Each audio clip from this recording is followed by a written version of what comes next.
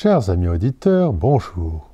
Aujourd'hui, nous continuons à parcourir l'histoire du salut et nous parlerons de Joseph, fils de Jacob, modèle de foi, d'obéissance et de confiance en Dieu. Nous verrons comment Dieu guide toutes choses et d'un mal peut tirer un plus grand bien.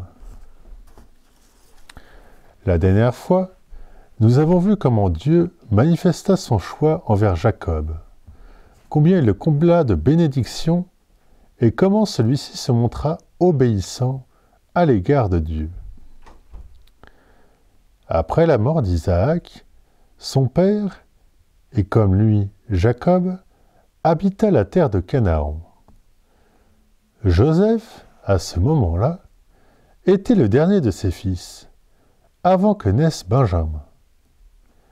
Jacob aimait beaucoup Joseph, plus que ses 10 autres fils. Il lui avait offert une tunique de grand prix. Et ses frères en devinrent jaloux, le haïssant, devenant incapables de lui parler avec douceur. Joseph, alors qu'il était à ce moment-là, âgé de presque 17 ans, eut 2 songes, inspirés par Dieu, où il était visible que ses frères un jour se prosterneraient devant lui, ce qui eut pour résultat d'agacer ses frères encore davantage envers lui.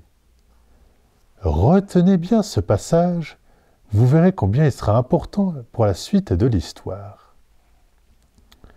Un jour, comme ses frères s'étaient arrêtés à Sichem pour faire paître les troupeaux de leur père, Jacob envoya Joseph auprès de ses frères pour savoir si tout allait bien.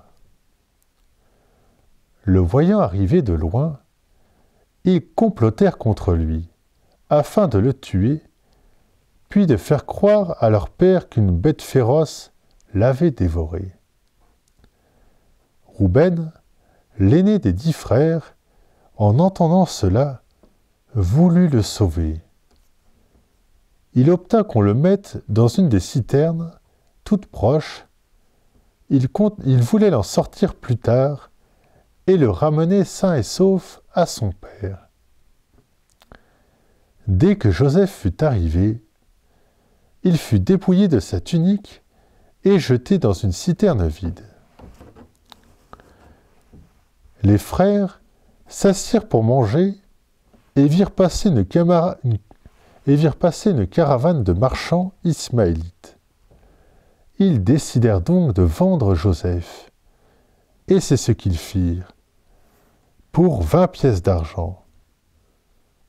Comment ne pas voir une ressemblance avec Jésus, qui sera vendu comme Joseph pour un peu d'argent, et par quelqu'un qui était avec lui, et qui aussi sera dépouillé de son vêtement comme Joseph. Rouben, qui s'était absenté, revint, et, ne trouvant pas Joseph, fut plein de douleur. Ils trempèrent la tunique de Joseph dans du sang de chevreau, et l'envoyèrent à leur père. Jacob reconnut la tunique de Joseph, et croyant qu'une bête féroce l'avait dévoré, il prit le deuil de son fils, ne voulant pas des consolations de ses autres fils. Les marchands vendirent Joseph en Égypte à Poutifar, un officier de Pharaon et chef des soldats. Heureusement, Dieu était avec Joseph, de telle sorte que tout ce que faisait Joseph marchait très bien. Voyant cela, le maître de Joseph le chargea de diriger sa maison et tous ses biens. Le Seigneur bénit la maison de l'Égyptien à cause de Joseph et multiplia ses biens. Un jour, la femme de Poutifar voulut pousser Joseph au péché, mais celui-ci refusa énergiquement. Voyant cela, elle se vengea et accusa faussement Joseph. Son mari la crut, et il fit mettre Joseph en prison. Mais Dieu n'abandonna pas Joseph dans cette nouvelle épreuve. Il eut pitié de lui, et lui fit trouver grâce auprès du chef de la prison, qui, par la suite, lui confia tous les prisonniers, de sorte que tout ce qui se faisait dans la prison était soumis à Joseph. Le chef de la prison ne s'occupait pas de ce que faisait Joseph, car le Seigneur l'assistait et lui faisait réussir toutes choses. Par la suite, 2 officiers du roi offensèrent leur maître, et ils furent envoyés dans la prison où se trouvait Joseph. L'un était grand échanson, c'est-à-dire qu'il s'occupe de tout ce qui concerne la boisson, l'eau, le vin. Et puis l'autre était un panetier, c'est-à-dire qu'il s'occupait du service du pain. Quelque temps plus tard, ils eurent tous deux des songes qui les concernaient. Le lendemain matin, Joseph, les voyant tristes, leur demanda la raison. Ils lui répondirent qu'ils avaient eu un songe, mais qu'ils étaient incapables de le comprendre. Alors Joseph leur expliqua les songes. À l'un, il lui fit comprendre qu'il retrouverait sa place sous 3 jours. À l'autre, il fit comprendre qu'il mourrait bientôt. Au premier qui retrouverait sa place, il lui demanda de plaider sa cause auprès de Pharaon. Et tout se passa comme Joseph l'avait dit. 2 ans plus tard, le Pharaon eut 2 songes. Dans le premier, il vit 7 vaches grasses qui montaient du Nil. Le Nil, c'est un fleuve qui est en Égypte. Et 7 vaches maigres qui dévorèrent les grasses. Puis il en fit un second, où il vit 7 beaux épis de blé, puis 7 autres épis maigres qui dévorèrent les beaux épis. Pharaon se réveilla et fit appeler tous les sages et les devins de son royaume. Il leur raconta le songe, mais aucun ne put lui expliquer. Le grand échanson se rappela de Joseph et raconta ce qui s'était passé dans la prison et comment Joseph avait réussi à lui expliquer le songe qu'il avait fait. Par ordre du roi, Joseph fut tiré de sa prison. Il fut rendu présentable et amené devant le roi.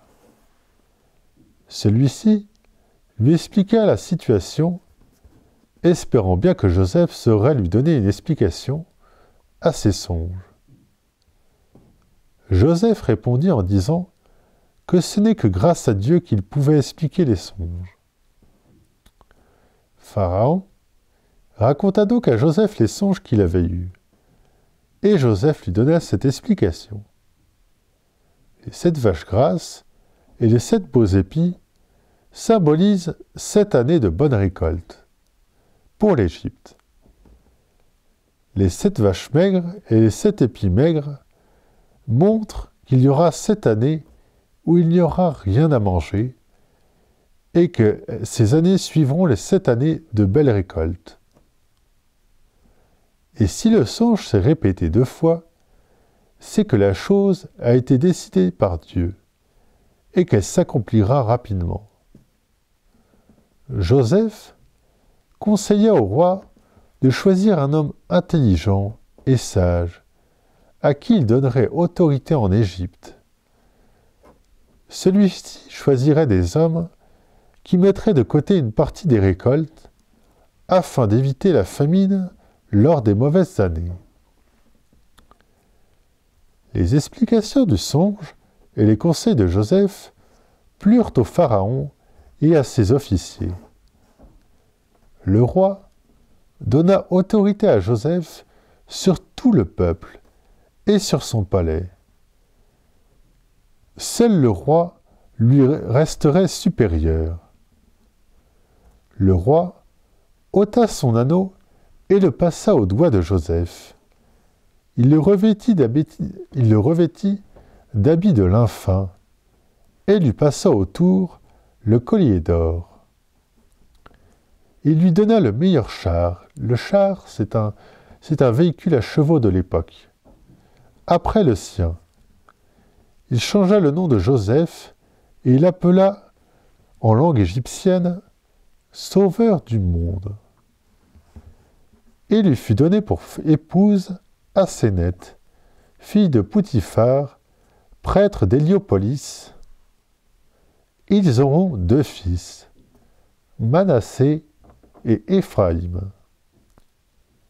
Durant les 7 années de bonne récolte, Joseph fit mettre en réserve le blé, et en telle quantité que l'on n'en fit pas le compte, car cela dépassait toute mesure. Puis, quand cessèrent les bonnes années, vinrent les 7 années de famine qui s'étendaient sur toute la terre. Le peuple demanda à Pharaon du pain, et celui-ci leur dit « Allez à Joseph, et tout ce qu'il vous dira, faites-le. » Grâce à Joseph, l'Égypte eut à manger, si bien que l'on vint des pays voisins pour acheter du blé aux Égyptiens, car la famine se faisait sentir aussi dans les autres pays. Jacob, apprenant que l'on vendait du blé en Égypte, y envoya tous ses fils, sauf Benjamin, qui était né après la disparition de Joseph, afin d'avoir à manger, car la famine touchait le pays de Canaan. Or, Joseph, étant gouverneur en Égypte, c'est lui qui s'occupait de vendre du blé aux étrangers. Arrivés en Égypte, ils se prosternèrent devant lui sans le reconnaître, mais lui les reconnut. En Orient, pour honorer les gens puissants, on se prosternait et s'agenouillait devant eux. C'est là que nous voyons que le songe qu'avait fait Joseph, étant jeune, se réalisait. Ses frères se prosternent devant lui. Il les mit à l'épreuve et fit semblant de les prendre pour des espions. Il les fit mettre en prison durant 3 jours. Puis il les autorisa à partir avec du blé, mais il garda en otage Siméon et leur demanda s'ils tenaient à récupérer leurs frères et à pouvoir de nouveau acheter du blé, d'amener le plus jeune frère. Ils reconnurent entre eux la faute dont ils étaient coupables à l'égard de leurs frères et que ce qu'ils subissaient était la punition méritée. Rouben, celui qui avait voulu sauver Joseph, leur rappela qu'il les avait avertis de ne pas s'en prendre à Joseph. C'est d'ailleurs pour cela que ce ne fut pas lui qui resta dans la prison. Joseph fit remettre leur argent dans les sacs de blé et leur donna de la nourriture pour le voyage, et ils repartirent. Ils racontèrent à leur père, Jacob, tout ce qui leur était arrivé. Et celui-ci se refusa à voir partir Benjamin avec eux. Cependant, la famine continuait à se faire sentir. et la nourriture s'épuisait. Jacob demanda à ses fils de retourner en Égypte acheter des provisions. L'un d'eux lui rappela qu'il ne pouvait y retourner sans amener le plus jeune, car c'était la condition fixée pour pouvoir de nouveau acheter à manger et récupérer leur frère emprisonné. Après discussion, Jacob accepta douloureusement que Benjamin parte avec eux. Il leur ordonna d'apporter également des cadeaux, l'argent remis dans les sacs, ainsi que le double de cet argent. Il espérait ainsi bien disposer Joseph envers ses frères, sans savoir que c'était lui. Les 10 frères partirent et arrivèrent en Égypte où Joseph les reçut. Il s'émut en voyant Benjamin et fit sortir Siméon de sa prison. Il les fit manger avec lui en les plaçant du plus grand au plus jeune. À Benjamin fut servie une part 5 fois plus grande qu'à ses frères. Joseph usa de nouveau de la ruse et fit placer sa coupe dans le sac de blé de Benjamin. Les 11 frères étaient partis. Joseph les fit rattraper par l'un de ses serviteurs et les accusa du vol. Ils s'engagèrent, si cela était vrai, à ce que le coupable soit puni et que les autres soient ses esclaves. On ouvrit les sacs un par un, et c'est dans le sac de Benjamin que fut trouvée la coupe. Tous durent retourner auprès de Joseph. Là, ils le supplièrent de laisser repartir Benjamin, car leur père en mourrait de chagrin. Joseph avait mis au point ce plan pour voir jusqu'où allait l'amour de ses frères envers Benjamin. Voyant combien ils étaient attachés à Benjamin, il ne put se contenir et il fit sortir tout le monde, sauf ses frères. Et là, il se fit reconnaître par ses frères. Il leur pardonne et montre comment Dieu s'est servi de leurs mauvaises actions à son égard pour les sauver de la famine. Il les renvoya auprès de leur père pour lui dire qu'il était vivant et l'invitait à venir en Égypte avec toute sa tribu et ses biens. Pharaon, qui aimait beaucoup Joseph, fit tout ce qu'il pouvait pour faciliter la venue de la famille de Joseph. Pharaon ordonna à Joseph de donner tout ce qu'il fallait pour transporter sa famille en Égypte et de leur donner des terres pour vivre. Joseph en profita pour envoyer à son père des cadeaux et tout ce qu'il fallait pour le voyage. Les frères de Joseph retournèrent auprès de leur père et lui annoncèrent que Joseph était vivant. Jacob n'y crut pas tout de suite, mais, voyant ses fils répéter la chose, et devant la multitude des cadeaux, il ne douta plus. Jacob partit avec tout ce qu'il avait. En cours de route, il eut une vision où Dieu lui apparut et renouvela avec lui son alliance. Il arriva en Égypte, et les retrouvailles avec Joseph furent joyeuses et heureuses. Jacob et ses fils furent bien accueillis en Égypte et reçurent de bonnes terres pour s'installer. 17 ans plus tard, Jacob, sentant sa fin approcher, fit promettre à Joseph de l'enterrer hors d'Égypte. Plus tard, alors qu'il allait mourir, Jacob bénit les enfants de Joseph. Il appela tous ses autres fils et fit devant eux son testament. Les uns furent bénis, d'autres reçurent l'annonce de leur punition. Jacob mourut à l'âge de 147 ans. Comme promis, il fut enterré dans la même caverne qu'Abraham et Isaac. Joseph habita en Égypte avec toute sa famille jusqu'à l'âge de 110 ans. Il put voir sa descendance. Il demanda à ses frères, et c'est là que nous devons faire attention, puisque en Orient, le langage concernant la famille est très réduit. Frère peut donc désigner un cousin ou quelqu'un de proche dans la famille. Il leur annonça que Dieu les ferait sortir d'Égypte pour aller vers la terre promise.